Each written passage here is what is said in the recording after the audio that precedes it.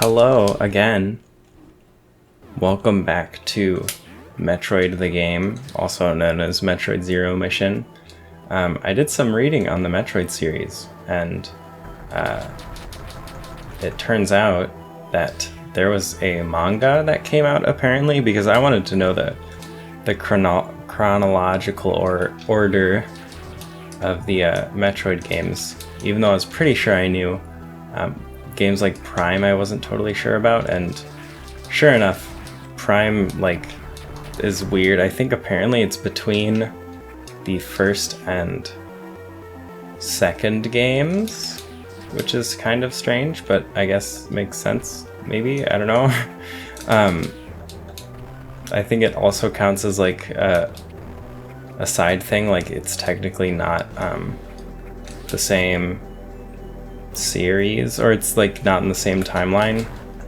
It's just not in an explainable way, but just oh, we just made this game, but we're not worrying about where it is in the chronology.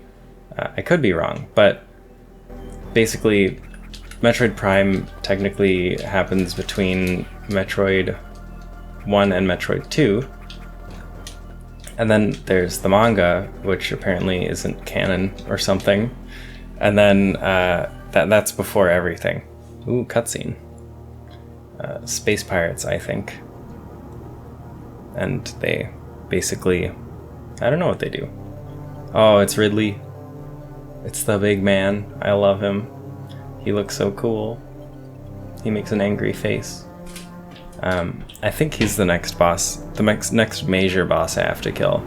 After him, it's I can go through that passage earlier on.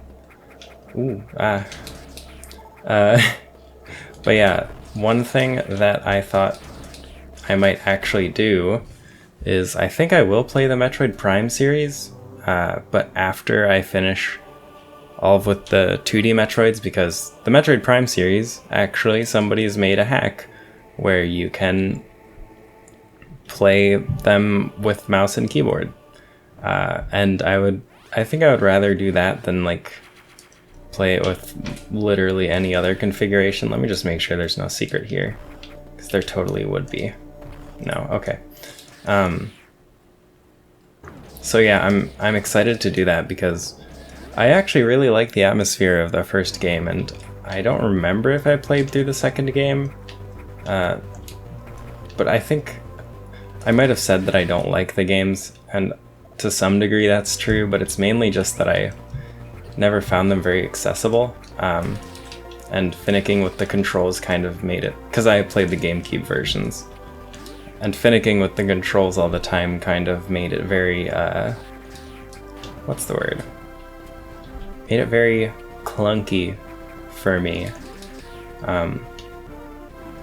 So I just never was super into them, but I like the atmosphere and I like the way the games look. So hopefully this will revive that within me, and I can have some fun playing through them. There is a secret up there. I think I can get to it. I can get to part of it, I think.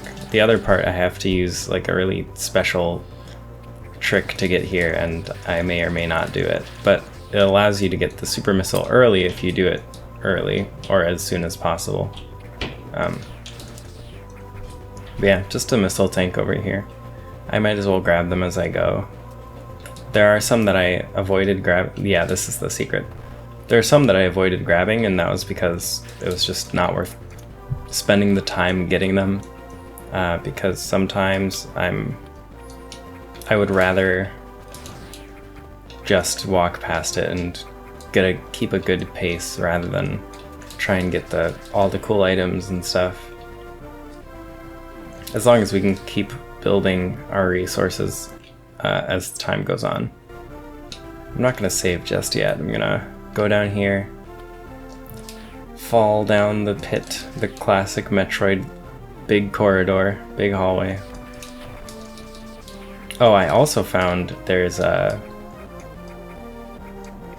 Super Metroid remake of Metroid Zero Mission, which is apparently very good, and it's not really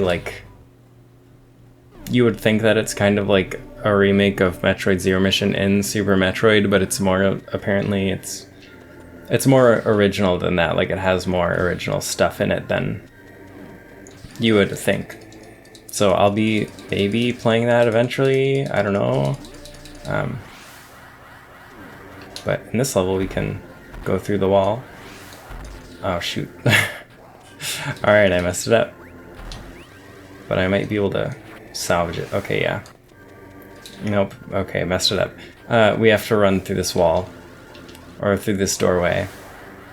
And run through a wall over here. Yeah. So, yeah, I may be playing that game. That would be fun.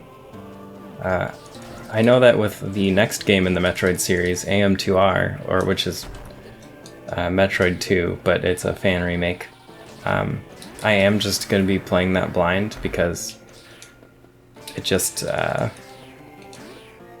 it seems fun, and I don't really want to play through it all the way and then like wait to make the second, make a video or like a series for the second game, and have to wait and like finish the game first and then come back to it. So that might just have more parts that I cut out if I like get lost or something, which I'm bound to do in a Metroid game, especially on the first playthrough. I think I've gotten lost in this game too, even though I've played through it a million times. Actually, no, maybe not this one. I know in Metroid Fusion, there's a few stupid sections in Metroid Fusion. I'm not gonna lie. Let's see, I got high jump. I can go up here. Get the missile tank. And then, I like how this game feeds you upgrades at a pretty good rate. It's up here. Ooh. Oh, I think this is just a navigation thing again. It's gonna show us the new place to go. Oh yeah, you go down here just to get the high jump boots, and then you have to go to a brand new place. Forgot about that. I think eventually after you go to the brand new place, you come back here, and then you you come back here and you get to go into the depths and fight Ridley eventually. Again, eventually, and then after that is more stuff. I don't know if I want to... I don't know, is it spoiling? I feel like most people know like the general way that these games play out. Oh, whoops. Basically, in the first game, you fight Ridley, and then once you've beat Ridley, you can access the area with Mother Brain. But this game, or you fight Mother Brain and presumably win. But in this game, there's actually a kind of epilogue, but it's definitely not included in the original game, but it's a whole like bonus area and stuff to new mechanics and stuff. It's super cool, so I'm excited to get to that part. But in the meantime, we'll just run through here. These backgrounds are actually really cool. I never noticed there's like staircases and stuff. Now that we have high jump, we can like breeze through some of these sections. I'm sorry, my phone vibrated and it's right next to my microphone. I need to fix that. But yeah, so we can go straight through all these areas and it's way easier now. Don't do it. I remember I looked up what these little weird tan creatures, the little ones the one that knocked me off. I looked up what it was called and I don't remember anymore. I think it's called a scree. I think that's the name, which is quite interesting. Oh no. Okay, I guess I have to go down now. I just set us back a little bit. But yeah, so we're just gonna go through here. Go quickly up again. I'm glad that we have the high jump because it makes it a lot easier to get up here. You can kind of skip dealing with certain enemies and stuff. I really like that about this game is the more upgrades and stuff that you get, the easier traversing old territory becomes. Especially like really early on, because you can just, it's kind of like in an RPG where you can breeze through the enemies after, or like in the starter area, once you've leveled up to a sufficient amount. Alright, so this area introduces a kind of interesting, weird mechanic where these little creatures that are jumping up here, they like, ooh, come on, let me up. Okay. Okay, I could have ledge grabbed that. Basically, there's these weird little creatures that jump around that, you know, the ones that you have to use the morph ball bombs on. You can use them to destroy like these weird purple orbs, these ones. Here, I can literally just show it right now. Actually, no, they show it first. But yeah, so they do that. They're indestructible, otherwise you can't missile them or anything. So hopefully these creatures will come. Yeah. Also, this game came out after Metroid Fusion, like this remake of Metroid 1. And I think that's why the graphics look so good. I have a similar feeling about Pokemon Fire Red versus Pokemon Sapphire. Like Pokemon Sapphire has very rigid looking graphics, while Pokemon Fire Red has a lot more like, the graphics are a lot more, yeah, you can spread the creatures onto the weird ball things just by rolling up to them when you have a creature on you. We got the Varia suit. What was I saying? Oh god. It was about Metroid. Okay, well, I guess I'll just be forgetting what I said. Oh, it's the art. The art in Fire Red looks a lot more smooth and pretty and good. Just the same way that the art in this looks a lot better, in my opinion, than Metroid Fusion. I really, really want to get this energy tank. Please. Let's see. Also, I think from high jump we gained the ability to... here it is. High jump gave us the ability to jump while in morph ball mode. So that's good. That's helpful.